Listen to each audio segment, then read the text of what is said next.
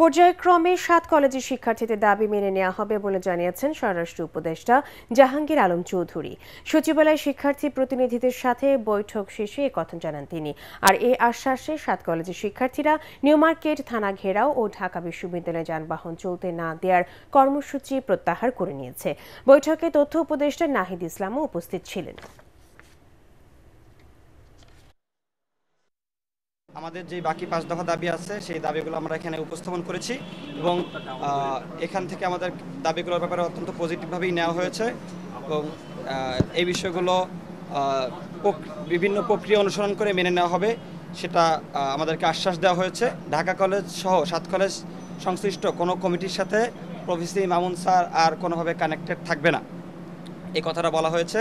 এবং ঢাকা পদত্যাগের যে বিষয়টা, এটা ঢাকা বিশ্ববিদ্যালয়ের যে ভিসি স্যার আছে এবং সেখানকার যে প্রক্রিয়া, সেই প্রক্রিয়া অনুসরণ করে এই বিষয়টা আগানো হবে। তাদের যে যে কতগুলি দাবি ছিল এবং সমস্যা ছিল, এগুলি নিয়ে আমাদের পুঙ্খানুপুঙ্খানু আলাপ হয়েছে এবং আমার ছোট ভাই যেটা বললেন, এগুলি উনি যেটা বলছে এটা সবই ঠিক এবং এইভাবে আমরা এগুলি ব্যবস্থা নেব।